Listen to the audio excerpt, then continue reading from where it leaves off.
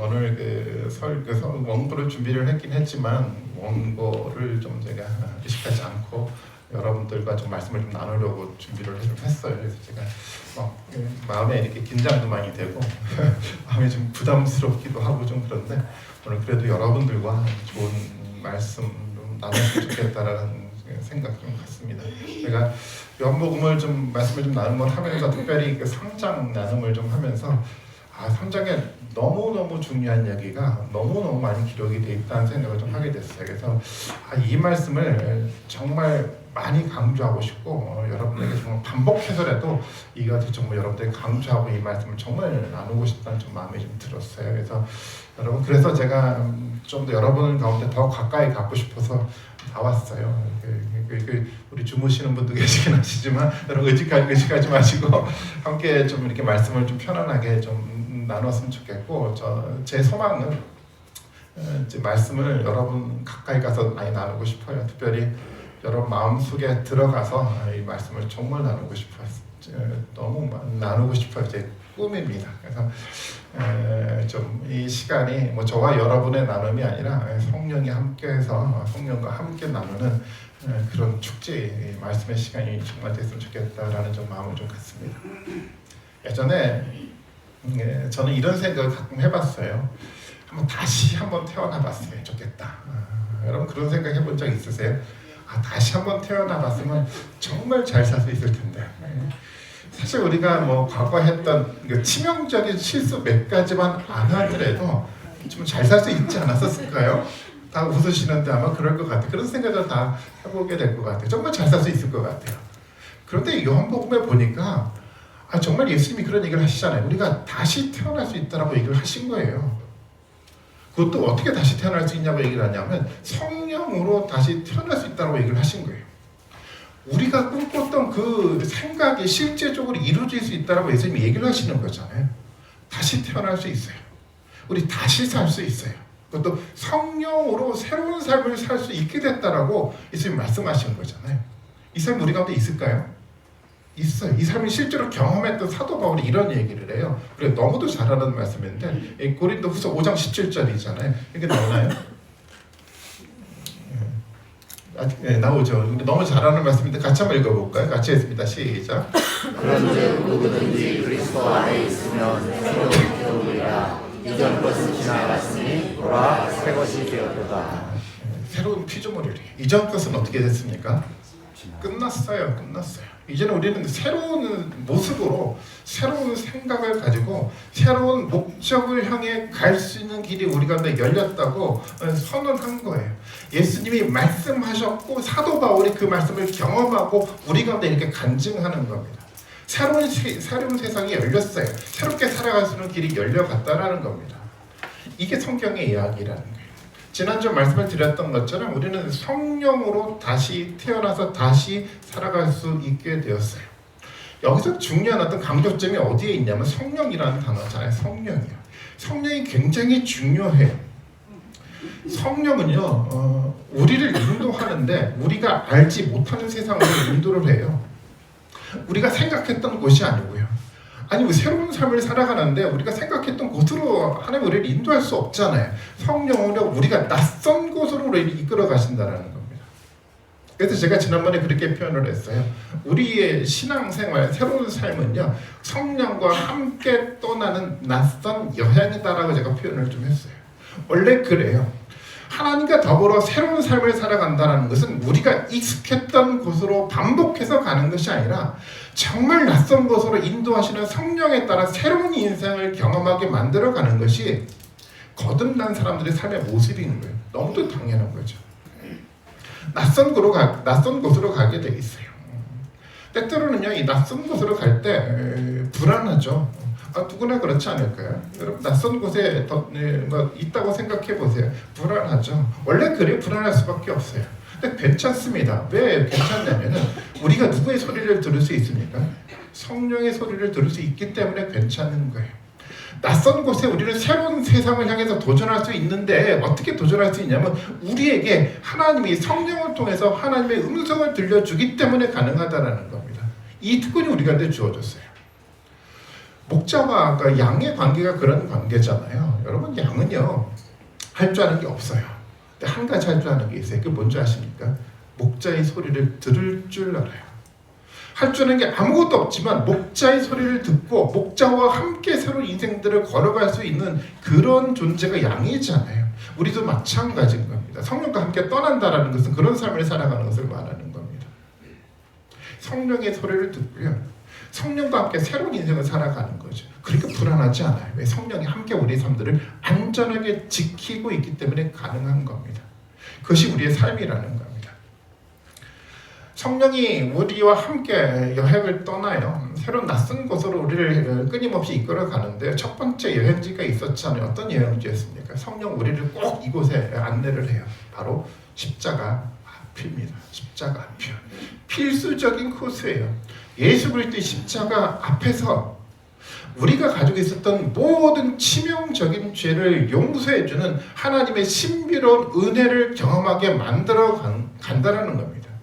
이 십자가 앞에서 우리 모든 사람들은 이 하나님의 신비의 은혜를 경험하게 돼 있어요. 이것이 우리와 성령이 함께 가는 여행지인 겁니다. 이 여행지를 우리는 경험을 해야 돼요. 두 번째, 어떤 곳으로 우리를 인도해 나가십니까? 인자가 하늘로 올려갔던 것처럼 우리를 어디로 올려갑니까? 하늘로 올려가는 거예요. 하늘이라는 것은 눈에 보이는 어떤 물리적 장소를 말하는 것이 아니라 하나님이 거하고 계신 하나님의 나라를 말하는 거잖아요. 그 나라는 어떤 나라입니까? 하나님의 완전한 의로움들이 실현되는 그 나라잖아요. 하나님의 사랑이 온전하게 나눠져가는 그런 나라를 말하는 거잖아요.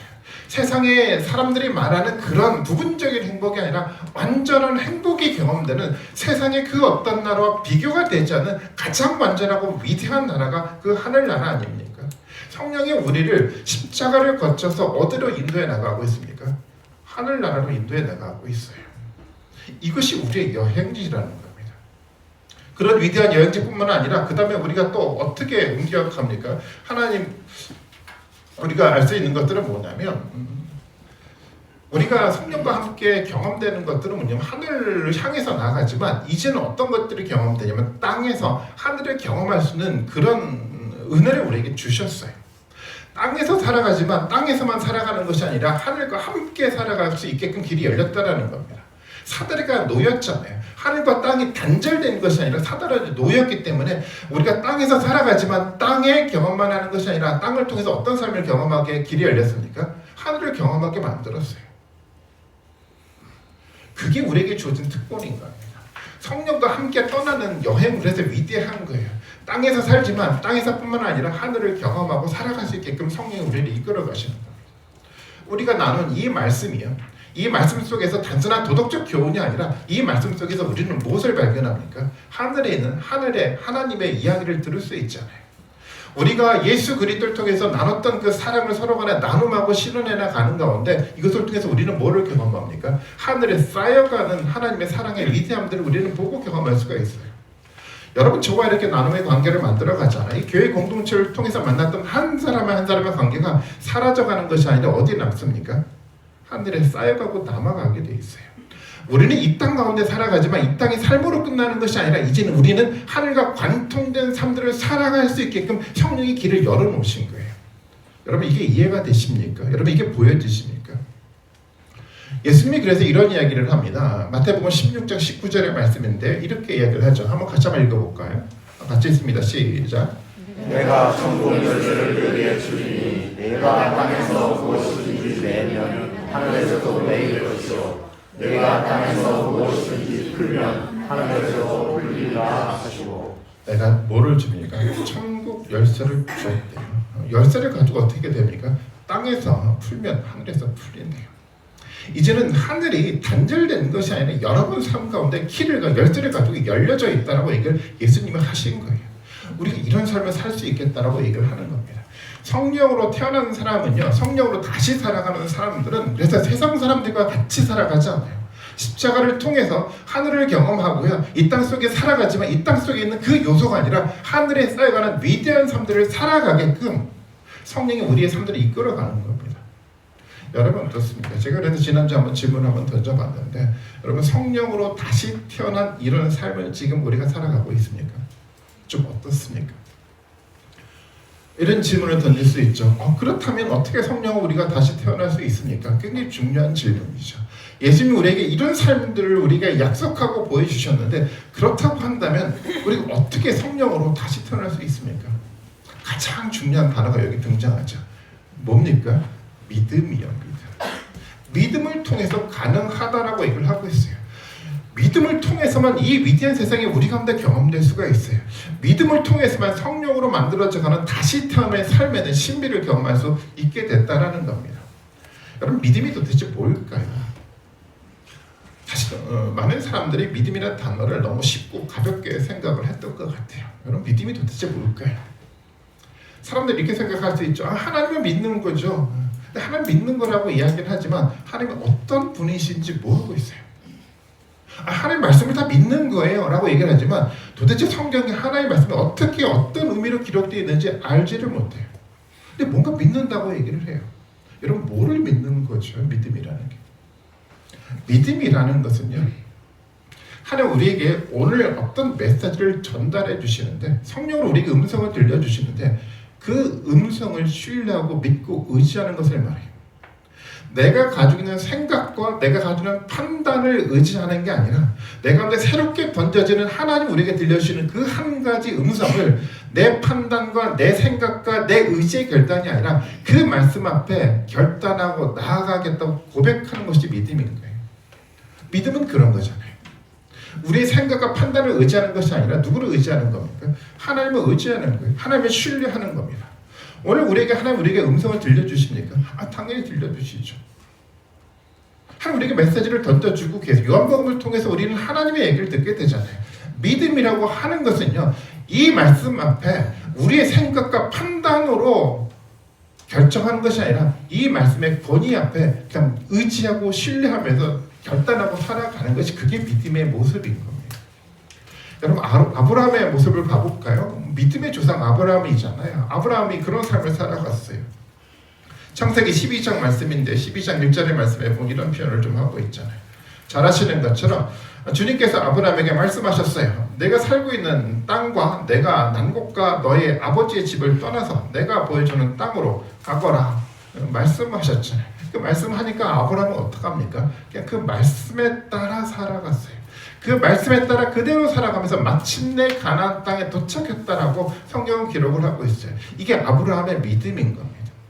아브라함은요, 하나님이 말씀하니까 그 말씀 앞에 자신의 생각과 판단을 모든 것을 내려놓고 하나님의 권위 앞에 복종시키면서 그냥 그 길을 간 거였어요. 아브라함의 시대 때 우리가 알고 있는 것처럼 하나님에 대한 정보가 많지 않았어요. 우리가 가지고 있는 성경이 있지 않았죠. 이스라엘 백성들이 가지고 있었던 율법도 없었어요.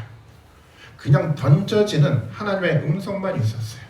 아브라함은 하나님에 대한 많은 정보를 갖고 순종한 것이 아니라 그 정보를 보면서 하나님의 믿을만해 라고 생각하고 판단하고 하나님을 믿은 것이 아니라 그냥 그 하나님의 권위 앞에 복종한 거예요. 하나님 말씀하셨으니까 그냥 살아가는 겁니다. 그게 믿음의 태도 아닐까요? 말씀을 보면서 하나하나 분석하고 평가를 해보면서 이것은 믿을만한 것 같아. 내가 가지는 기준으로 평가하고 걸러내고 선택하고 선택된 것들만 가지고 붙들고 살아가는 것이 믿음이 아니고요. 하나님의 절대적인 권위 앞에 순종하는 것이 믿음인 거예요. 우리에게 던져지는 이 하나님의 말씀이 있다고 한다면 내가 생각해서 판단해서 이것은 받아들일 만해 내가 기준에 대해서 평가하는 것이 아니고 내 기준보다도 하나님의 그 권위 앞에 그냥 결단하고 순종하는 것을 말하는 거예요. 그 믿음이 아브라함의 믿음 아니었습니까? 사실은 우리도 그런 믿음 생활을 한 적이 있어요. 언제였냐면 어릴 때 부모님과의 관계 속에서 이 믿음 생활을 해봤어요. 어릴 때 부모님이 우리에게 어떤 이야기를 하잖아요. 여러분, 부모님이 어떤 이야기를 하게 되면 우리가 어떻게 하죠?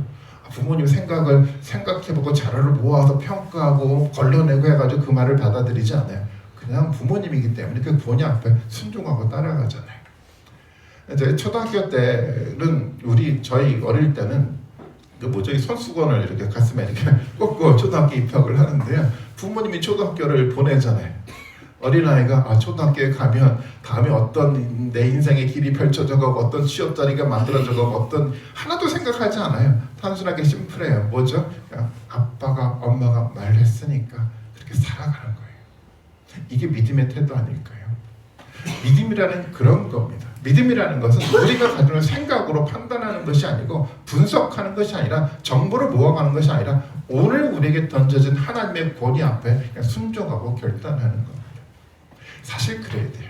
이것이 인격적인 믿음이고요. 이 믿음이 우리 가운데 있어야 되지만 우리는 새로운 세상을 경험할 수가 있어요. 우리가 가지는 생각에 우리가 들어가서 하나도 벗어나지 않는 동안은 우리는 새로운 세상을 경험할 수가 없어요. 우리가 가지는 생각, 우리가 가지는 판단에 우리가 속해서 그것만 가지고 살아가면 우리 앞에 펼쳐진 신비로운 새로운 하나님 나라가 하나도 보이지 않아요. 그것을 볼 수 있는 유일한 길은 뭐냐면 내가 가지는 생각이 아니고요. 하나님의 이야기의 권위 앞에 믿음으로 결단하고 나아가는 그제서야 가능한 겁니다. 여러분 우리의 생각으로 여러분 정말 판단할 수 있을까요? 우리의 생각으로 성경을 여러분 걸러낼 수 있을 거라고 여러분 생각하십니까? 여러분 우리의 생각으로 세상을 여러분 이해할 수 있어요? 우리의 생각으로 우주를 여러분 담을 수 있습니까? 못 담아요. 어떻게 가능합니까? 하물며 하나님의 나라를 우리의 생각과 판단으로 어떻게 담을 수 있겠습니까? 불가능해요. 길은 한 가지밖에 없어요. 하나님의 절대적인 권위의 말씀 앞에 결단하고 나아가는 길밖에 없어요. 그렇게 나아갈 때 어떻게 됩니까? 우리 눈앞에 하나님 나라가 보이기 시작을 하는 거예요. 그렇게 나아갈 때 성령의 소리를 듣고 함께 그 여행을 해나갈 때 하나님의 나라가 조금씩 선명하게 우리 가운데 들어오게 돼 있는 겁니다. 물론 그런 삶들을 살아가는 것이 쉽지는 않아요. 때때로는 불안하죠. 의심이 생기기도 해요. 너무도 당연해요. 아브라함도 그랬어요. 창세기 17장 말씀에 보면 이런 표현을 하잖아요. 하나님이 아브라함에게 이야기를 하지 않았습니까? 내게 아들을 주겠다라고. 아브라함이 당시 나이가 몇 살이었습니까? 100살이었고 부인이었던 사라가 90세였어요. 아브라함이 이 이야기를 들었어요. 어떤 태도를 가졌습니까? 엎드려서 웃었어요. 이게 말이 됩니까? 아니 100세가 됐는데 사라가 90세가 됐는데 이미 지났는데 어떻게 아이가 태어날 수 있습니까? 그래서 아브라함은 하나님에게 뭐라고 얘기를 하냐면 아니 이거 말고요 그냥 이게 믿어지지 않으니까 뭐라고 얘기를 합니까? 자신의 어떤 그 하갈을 통해서 낳았던 이 아들만 받아주십시오라고 얘기를 하는 거예요. 당연히 받아들여지지 않죠. 하나님의 이해가 되지 않은 이 이야기가 선포될 때마다 사실 우리 가운데는 받아들여지지 않아서 의심이 생겨나게 돼 있어요. 그런데 괜찮아요. 의심이 생겨나는 것이 당연해요. 여러분 의심을 여러분 감추려고 하지 마세요. 여러분 의심은 너무도 당연한 거예요. 우리가 가지고 있는 생각과 충돌이 생겨나니까 당연히 이런 문제가 생겨나요. 하지만요 의심이 생겨나더라도 그 의심 속에 매몰되는 것이 아니라 그냥 하나님의 말씀 앞에 결단하고 나아가시면 돼요. 아브라함이 그랬잖아요. 속으로는 웃었어요. 의심이 생겼어요. 감당이 되지 않아요. 그런데요 아브라함은요 자신의 생각의 판단의 기준에서 살아가지 않고 하나님의 권위의 말씀 앞에 결단하고 살아가게 됐어요. 여러분 그렇게 아브라함의 삶을 만들어져 갔는데 여러분 이 아브라함의 마지막 삶의 모습을 여러분 보십시오. 모리아 산에서 자기 아들을 제물로 드리게 됐어요. 여러분 그 아브라함의 모습이 보입니까? 믿음으로 끊임없이 하나님 말씀의 권위 앞에 순종하고 나갔던 삶의 모습이 거기서 보이잖아요. 이삭을 드리지만 하나님의 언약의 말씀에 근거해서 살릴 것을 믿고 그렇게 행동을 했다라는 겁니다. 이게 믿음의 모습인 거예요. 이 믿음의 모습이 우리 가운데 이런 모습을 만들어가게 됐어요. 이 믿음의 모습이 있어야 되지만 하나님 나라가 보이는 겁니다. 이제는 어떤 사람들은 그렇게 얘기를 하더라고요. 의심이 생기면 안 돼요. 의심을 갖지 말고 무조건 믿어요 라고 얘기를 하더라고요. 아니요 저는 그렇게 생각하지 않아요. 용기가 없어서 의심을 끄집어내지 않는 거예요. 우리 가운데 의심이 생겨나는 것은 너무도 당연해요. 여러분 말씀을 들어보십시오. 당연하죠. 여러분 용기는요 의심을 숨기고 감추는 것이 아니라 드러내는 겁니다. 그리고 드러내고 난 다음에 어떻게 나가야 되는 거죠? 이 의심을 해결해야 돼요. 어떻게 나가야 됩니까? 하나님이 던져주는 그 말씀 앞에 결단하고 그냥 나가는 거예요. 그래야지 이 문제가 해결되는 거잖아요. 모든 의심을 꽁꽁 마음속에 감춰두고 난 다음에 어느 순간인가 나는 다 믿었어라고 한다고 해서 믿음이 생겨나는 것이 아니고요. 우리 가운데 가지고 있었던 모든 것들을 끄집어내고 그 문제를 해결하고 그 속에서 하나님의 능력과 역사를 경험할 때 우리가 발전된 믿음의 형태를 가지게 되고요. 그 믿음 속에서 하나님 나라가 우리가 경험되는 겁니다. 여러분 제 얼굴 한번 봐보세요. 제 얼굴 한번 잘 보이십니까? 자꾸만 이렇게 고개가 수그려 들어가니까 지금 여러분 저 얼굴을 한번 봐보세요. 우리의 관계 속에서 하나님 나라가 보일 수 있어야 돼요. 이 말씀의 나눔 속에서 하나님 나라가 경험되어야 돼요. 정말 저는 우리 모두가 이 하나님 나라를 경험했으면 좋겠어요. 우리가 가지고 있는 이 조그만 생각으로 보는 경험적인 세상이 아니라 성령과 더불어 만들어져가는 이 위대하게 약속된 이 말씀 속에 만들어져가는 그 위대한 나라를 우리 모두가 경험됐으면 좋겠어요. 다른 것을 통해서 만들어져가는 것이 아니라 오늘 우리에게 던져주는 성령의 소리 앞에 우리의 생각과 판단을 굴복시키고 하나님의 말씀 앞에 우리의 삶들을 던졌을 때 이런 삶들이 우리한테 경험되는 겁니다. 이게 성령과 함께 떠나는 삶의 역사예요. 여러분 그런 나라가 여러분 가운데 경험되길 원합니까? 경험될 수 있어요. 여러분 그래서 하나님이 우리에게 교회를 세우신 거예요. 그래서 하나님이 오늘 우리에게 말씀을 던져주고 있는 겁니다. 이 말씀을 통해서 하나님은 여러분들이 이 하나님의 위대한 나라를 보기를 너무도 원하고 계세요. 이 하나님과 더불어 만들어져가는 이 하나님 나라가 보여져갈 때 보여져가는 첫 번째 것이 있어요. 오늘 본문 요한복음 말씀인데 너무 중요한 말씀이 있잖아요. 요한복음 3장 16절 말씀 우리가 너무도 잘 아는 거잖아요. 첫 번째 우리가 알게 되는 게 하나님께서 세상을 이처럼 사랑하셔서 외아들을 주셨다라는 이 신비의 말이 우리 가운데 경험되기 시작을 해요. 여러분 이 말이 여러분 의미가 우리 가운데 느껴집니까? 말이 안 되잖아요. 하나님의 아들이 태초에 계셨던 그 하나님의 아들이 이 땅 가운데 오셨대요. 동정녀 만약에 이 세상 가운데 태어나 이 세상 가운데 오셨대요. 말이 됩니까? 십자가에 달려 죽으심을 통해서 우리가 가졌던 모든 죄가 다 용서됐다라고 얘기를 해요. 이게 여러분 말이 됩니까? 예수 그리스도가 죽으셨는데 사흘 만에 부활하시고 승천하셨대요. 여러분 이게 말이 됩니까? 말이 되지 않는 이 모든 이야기가 우리 앞에 놓여져 있잖아요. 그런데 믿음으로 결단하고 살아갈 때 이야기가 어느 순간 우리의 이야기가 돼요. 정말 하나님 우리를 너무도 사랑하셔서 보내셨던 이 신비의 이야기가 세상에 말도 되지 않는 어처구니 없는 그 이야기가 아니라 우리 가운데 생명의 말씀으로 우리 가운데 들어오게 돼 있어요. 그래서 깨닫게 돼요. 정말 하나님이 나를 사랑하고 계시구나. 이 사랑 때문에 하나님이 아들 예수 그리스도가 이 땅 가운데 십자가를 통해 우리에게 사랑을 보여주셨다는 것을 보게 되는 거예요. 여러분 어떻습니까? 여러분 이 십자가가 여러분 가운데 그런 감격적인 사랑으로 여러분 다가옵니까? 원래 많은 사람들은 십자가를 아무리 읽고 묵상해도 이 감격이 다가오지 않아요. 예수 그리스도의 부활을 얘기를 하도록 이 부활 속에서 희망이 보이지 않아요. 왜 그렇습니까? 이유는 한 가지예요. 믿음으로 결단하지 않았어요. 믿음으로 도전도 한번 해보지 않고 그냥 공부만 했어요. 그러니까 십자가 감격적이지 않죠. 부활을 통해서 보여져가는 새로운 희망이 우리가 하나도 보이지 않죠. 믿음을 통해서 결단할 때 이 십자가의 위대한 사랑이 우리가 고백될 수밖에 없어요. 믿음에 견고하게 만들어져 갈 때마다 십자가를 볼 때마다 보여져가는 이 말도 되지 않는 위대한 하나님의 사랑이 우리 가운데 경험될 수가 있는 겁니다. 부활하신 예수 그리스도의 이야기를 들을 때마다 영광 가운데 보여져가는 새로운 희망의 이야기를 우리 마음속에 가슴 벅차게 받아들일 수 있게 되는 겁니다. 믿음을 통해서요. 성령을 통해서 이것이 가능한 겁니다. 저는 하나님이 오늘 우리에게도 이런 하나님의 위대한 십자가의 사랑을 보여주시기를 원하실 거예요. 하나님 우리를 너무도 사랑하셨어요. 여러분 한 사람 한 사람들을 너무 사랑하셨어요. 그래서 예수 그리스도를 우리 가운데 보내주셨어요. 그래서 우리 가운데 뭐를 보여주시길 원하십니까? 영생을 우리 가운데 주시길 원하시는 거예요. 영생이라는 이야기는요 단순하게 긴 시간을 말하는 것이 아니라 영생이라고 하는 것은 안전한 세상을 의미해요. 이 세상이 끝나고 오는 다음 세상을 말할 때 영생이라는 단어로 이야기를 하는 겁니다. 이 세상이 끝나고 다음 어떤 세상이 오는 겁니까? 이 세상은요 한계가 있어요. 불안전해요. 한계가 끝나고 새로운 세상이 오는 겁니다. 한계 있는 세상 속의 사람들은요 죽음을 경험하죠. 병을 경험하고 가난을 경험하고 미움을 경험하고 갈등을 경험을 하잖아요. 근데 이 한계 있는 세상에 끝나고 오는 새로운 세상은 이 모든 문제들이 다 해결된 완전한 세상을 말하는 거예요. 병이 사라져가죠. 죽음이 사라져갑니다. 가난이 사라져가요. 우리 가운데 불완전한 모든 관계, 우리가 소망했던 모든 여러 가지 모든 것들이 사라져가고 완전한 새로운 세상이 오는 세상이 바로 영생인 겁니다.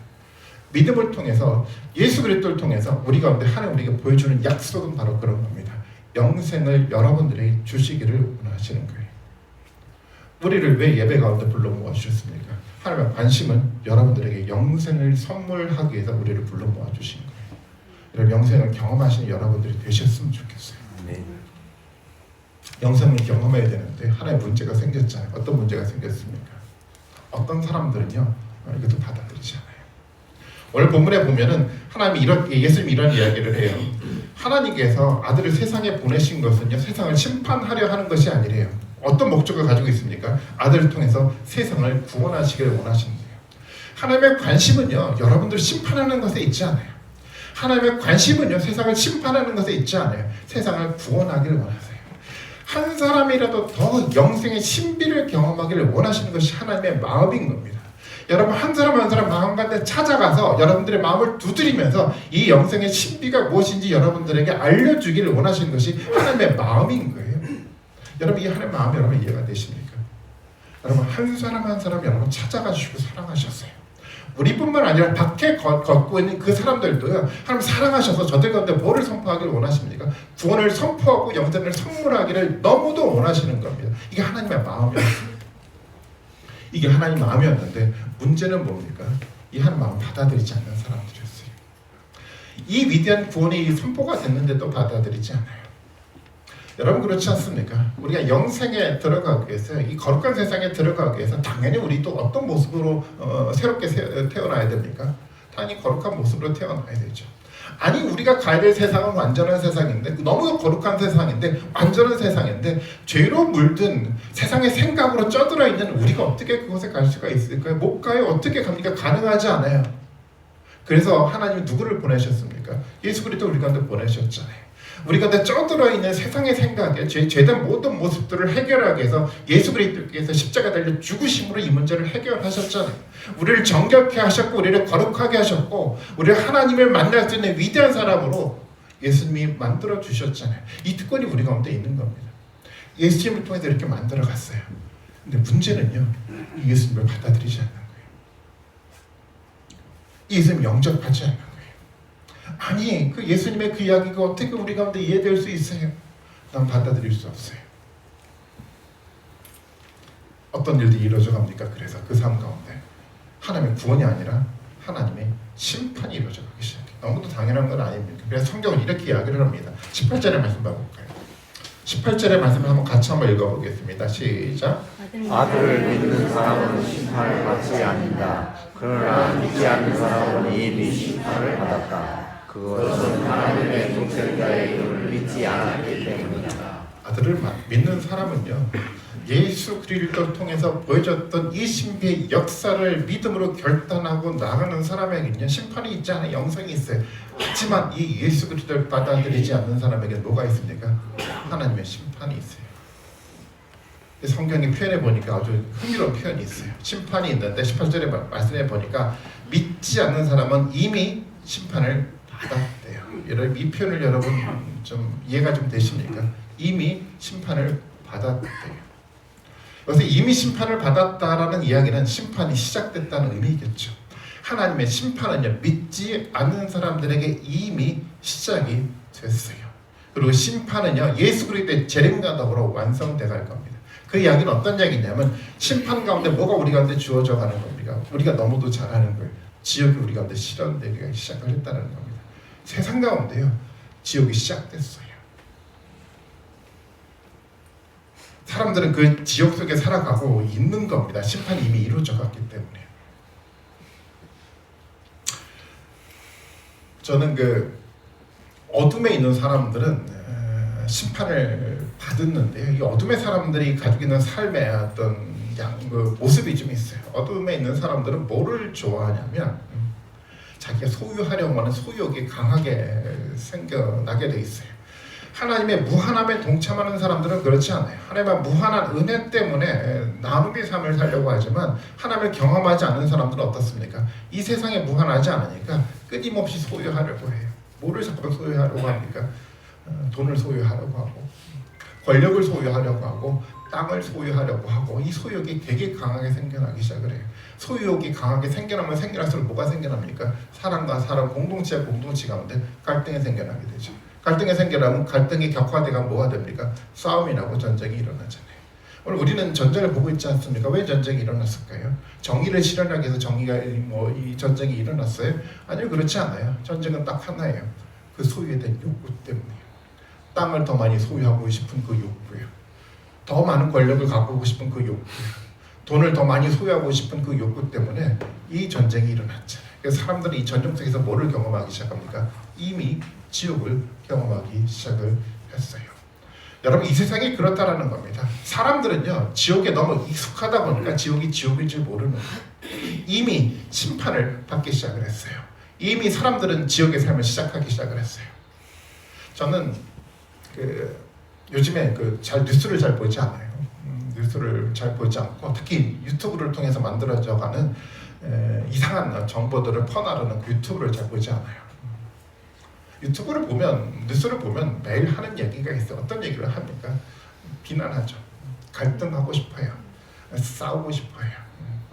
온통 얘기가 그렇게 뒤덮여 버렸더라고요. 여러분, 사람들이 유튜브에 이런 이야기를 많이 만드는 이유가 있어요. 왜 싸우는 이야기, 왜 갈등 나는 이야기, 이런 이야기를 왜 유튜브를 통해서 왜 많이 만드는지 여러분 아십니까? 사람들이 그걸 좋아하기 때문에 많이 만들어요. 사랑하기 때문에. 오늘 본문 속에서 이야기를 하고 있는 것처럼 그런 표현을 좀 하고 있잖아요. 19절 말씀 다 볼까요? 심판을 받았다고 하는 것은 이렇게 예수님이 표현하고 있어요. 빛이 세상에 들어왔지만 사람들이 자기 행위가 악함으로 빛보다 어둠을 더 좋아하였다는 것을 뜻한다라고 얘기를 하고 있어요. 사람들이 어둠을 더 좋아하게 돼 있어요. 우리 눈앞에 자꾸만 그것이 보여지는 이유는 뭐냐면 사람들이 그것을 좋아하는 거예요. 세상에는요, 아름다운 이야기가 너무도 많아요. 좋은 이야기가 많잖아요. 여러분, 시온서 교회를 통해서도 아름다운 얘기 만들어가고 있지 않습니까? 그런데 희한한 것은요, 이 이야기가 더 좋지 않아요. 뭐가 좋은지 아십니까? 갈등의 삶이요, 싸움의 삶을 더 좋아해요. 사람들은요, 그 속에서 지옥을 경험하고 있는 거예요. 유튜브는요, 여러분 뭐 아시겠지만 인공지능 시스템에 의해서요, 내가 관심 가지고 있는 것들이 많이 드러나게끔 유튜브가 보여지게 돼 있어요. 내가 클릭할 때마다 내 정보가 유튜브에 들어가고요. 그것에 근거해서 추천해 주는 거예요. 이 사람이 뭐를 좋아하겠다. 그래서 여러분 유튜브를 한번 클릭해 보세요. 여러분 눈앞에 보여주는 유튜브의 세계가 여러분 마음이에요. 여러분이 사랑하는 거예요. 여러분 그 유튜브를 통해서 싸우고 갈등하고 이런 것들이 여러분 유튜브 속에 많이 나타납니까? 그게 여러분 마음이에요. 부인하고 싶겠지만 정말 우리는 사람들이 그래요. 왜 지옥을 경험하냐면 자꾸만 뭡니까? 이 어둠을 사랑하는 거예요. 어둠이 좋은 거예요. 어둠 속에 파묻혀 살아가기 시작을 해요. 시간이 지나가면서 그것이 지옥인데도 불구하고 지옥인지도 모르는 익숙함 속에서 그냥 죽어가고 있는 겁니다. 하나님은 우리에게 그런 삶을 살기를 원치 않으세요. 우리를 구원하시길 원하시고 영생의 신비를 우리 가운데 보여주시길 원하는 것이 하나님의 마음인 거죠. 예전에 뉴스뿐만 아니라 드라마 같은 것도 요즘 잘 못 보게 되는데 왜 그러냐면 드라마 같은 걸 보게 되면 주제가 매일 그렇더라고요. 복수극이요. 아주 잔인한 어떤 복수극. 왜 이런 드라마를 여러분 만들어내는지 아세요? 사람들이 그것을 사랑하기 때문에 많이 만드는 거예요. 이유는 한 가지밖에 없어요. 세상이 그래요. 어둠을 자꾸만 사랑하니까요. 복수하려고 해요. 미워하려고 해요. 갈등하려고 해요. 싸우려고 해요. 여러분 이 지옥의 세상으로 여러분 들어가지 마세요. 사람들이 그렇게 많은 유튜브를 통해서 이 싸움의 세상, 지옥의 세상을 여러분들과 보여준다고 할 때 여러분 지워버리세요. 하나님 우리 가운데 보여져가는 아름다운 이야기를 경험하는 여러분들이 정말 되셨으면 좋겠어요. 믿음의 세계를 통해서 만들어져가는 영생의 신비를 여러분 만들어갔으면 좋겠어요. 여러분들의 생각과 여러분 판단에 의지하지 마십시오. 하나님 우리에게 들려주시는 그 하나님 말씀 앞에 여러분 순종하고 결단하는 가운데 믿음의 세상으로 나갔으면 좋겠어요. 오늘 본문에 예수님이 또 이런 얘기를 하더라고요. 20절 말씀인데 같이 한번 읽어볼까요? 같이 읽습니다. 시작. 악한 일을 저지르는 사람은 누구나 빛을 미워하며 빛으로 나오지 않는다. 그것은 자기 행위가 드러날까 봐 두려워하기 때문이다. 악을 저지르는 사람은 이렇게 표현되어 있지 너무도 정확하지 않습니다. 빛으로 나오지 않아요. 왜 나오지 않은지 아십니까? 자기의 내면의 세계를 드러내고 싶지 않는 거예요. 자기 속에 쪄들어 있는 죄된 모습을 드러내고 싶지 않아요. 그러니까 나오지 않는 거예요. 사람들은 교회를 다니면서 신앙의 실패를 많이 해요. 성령이 경험되지 않아요. 하나님 나라가 보이지 않아요. 실패를 하고 있는 거 알아요. 근데 드러내고 싶지 않은 거예요. 자꾸만 감싸버리고 있는 거예요. 감싸고 드러내지 않으니까요. 하나도 이 하나님의 신비가 보이지 않는 겁니다. 그냥 지옥 속에서 살아가게 되는 거예요. 여러분 어떻습니까? 우리는 우리 속에 내면에 있는 것들 드러내고 있나요? 드러내는 것에 익숙해져 가야 돼요. 감추려고 여러분 하지 마세요. 여러분 두려워할 필요도 없고 여러분 용기를 가지고 드러내셔도 돼요. 그래서 예수님이 땅에 오신 거잖아요. 중요한 것은요 드러내지 않고 감추는 데 문제가 있는 겁니다. 나는 수십 년 동안 신앙생활을 했는데 내가 어떻게 이것을 드러낼 수 있어요? 내가 직분이 목사인데 내가 직분이 장로고 권사인데 내가 이걸 어떻게 드러낼 수 있어요? 아니요, 드러내야 돼요. 어둠을 사랑하는 사람들은 드러내려 하지 않지만 빛 가운데 살아가는 사람들은요 당당하게 용기 있게 드러내더라고요. 여러분 아시는 것처럼 한국의 초대교회 때 부흥회가 열렸잖아요. 사람들이 집회를 하면서 뭐를 하기 시작합니까? 목회자부터 자신의 죄를 드러내기 시작을 했어요. 장로부터요 자신의 죄를 공공 가운데 드러내기 시작을 하더라고요. 빛 가운데 있는 사람은 그런 삶을 살게 됐어요. 우리에 있는 것을 꽁꽁 여러분 감추지 마세요. 우리가 가지는 직분으로 우리가 했던 어떤 행위를 가지고 여러분 우리 내면 속에 쪄들어 있는 이 잘못된 믿음의 문제를 여러분 감추지 마십시오. 여러분 드러내시고 예수 그리스도의 십자가 앞에 여러분 내놓으시는 여러분들이 되셨으면 좋겠어요. 여러분 괜찮아요. 그렇게 내놓으셨을 때 하나님 우리 가운데 이해하지 못하는 낯선 곳에서 주어지는 위대한 축복이 우리 가운데 열려져 가는 겁니다. 여러분 그 축복 여러분 받길 원하지 않으세요? 본문에 이렇게 마지막 이야기를 하고 있어요. 21절의 말씀인데요. 그러나 진리를 행하는 사람은 어떻습니까? 빛으로 나오는데요. 그것은 자기의 행위가 하나님 안에서 이루어졌음을 드러내려고 하는 겁니다. 빛으로 자꾸만 드러내요. 나와요. 뭘 드러내려고 합니까? 하나님 안에서 이루어진 삶들을 자꾸만 드러내고 싶은 거예요. 나의 죄가 부끄럽기는 해요. 그런데 이 부끄러운 죄를 정말 하나님의 은혜의 영광으로 새롭게 해결해줬던 그 위대한 하나님의 영광의 일을 드러내고 싶은 거예요. 내 안에 있는 부끄러움이 중요한 것이 아니라 이 부끄러움들을 해결했던 하나님의 은혜의 너무도 위대함이 감격지역에서 자꾸만 이것을 드러내고 싶어 하는 거예요. 빛의 사람은 그런 겁니다. 우리 안에 역사했던 하나님의 위대한 이야기를 드러내고 싶은 거예요. 말씀 가운데 우리 가운데 던져졌던 이 신비 역사를 자꾸만 드러내고 싶어 하는 거예요. 내가 부족해도 괜찮아요. 내가 부끄러운 어떤 일이 있더라도 괜찮아요. 왜냐하면 하나님의 영광이 너무 위대하거든요. 이게 빛의 가운데 살아가는 삶의 모습인 겁니다. 성령은 그렇게 우리를 이끌어가게 되어 있어요. 성령으로 다시 태어난 사람들은요 과거의 생활에 머물지 않아요. 실패한 역사 속에 그들은 머물지 않아요. 어둠 속에서 세상 사람들처럼 같이 고민하고 살아가지 않아요. 완전히 새로운 세상을 살아가게 돼 있어요. 성령과 더불어 만들어져는 신비한 역사 가운데 우리 삶들을 내던지는 결단을 할 수 있는 그런 삶들을 살아가게 돼 있습니다. 그 사람들에게 하나님 나라가 보이게 됐어요. 그런 믿음의 결단 속에서 만들어져 갈 때 우리 눈앞에 하나님의 위대한 역사가 펼쳐져 가게 돼 있어요. 약속하셨잖아요, 예수님이요. 우리 가운데 그래서 끊임없이 이 땅 가운데 예수님이 오셔서 말씀해 주시고 그리고 표징으로 끊임없이 많이 보여주셨잖아요. 내가 보여주잖아. 표징을 통해서 보여주잖아. 내가 끊임없이 말씀하고 있잖아. 그러니까 믿고 결단하고 이 위대한 역사 가운데 동참해 보라고 우리 가운데 권유를 하고 있는 겁니다. 여러분 어떤 인생을 여러분 살아가시겠습니까? 세상에 많은 사람들처럼 똑같이 그냥 시간이 지나감에 따라 병들고 죽어가는 그런 인생을 여러분 살아가길 원하십니까? 아니면 성령으로 다시 태어나 하나님 우리가 약속했던 그 위대한 신비를 실제로 경험하고 살아가는 인생을 여러분 살아가 보시겠습니까? 저는 그 삶들을 여러분들이 살아가길 원하고 있습니다. 예수 그리스도를 통해 주어졌던 이 신비한 영생의 역사가 실제로 우리 가운데 경험된 놀라운 축복의 역사가 저는 우리 가운데 있었으면 좋겠어요. 3장의 이 이야기 속에 만들어져가는 거듭남의 이야기요, 믿음의 이야기요, 영생의 이야기요, 심판의 이야기요, 지옥의 이야기요. 여러분 이거 우리가 가볍게 읽고 넘어갈 문제가 아니에요. 그냥 걸러도 된다는 여러분 생각하지 마시고 이 이야기를 통해서 하나님 우리에게 던져졌던 질문 앞에 여러분 솔직하게 대답하시고 솔직하게 드러내시고 예수 그리스도 앞에 무릎 꿇고 해결하시고 그래서 그것을 통해서 만들어져가는 위대한 역사를 경험하는 우리 모든 분들이 되셨으면 좋겠어요. 그러는 모든 은혜가 우리 모든 분들 가운데 함께 하기를 주님의 이름으로 축원드리겠습니다.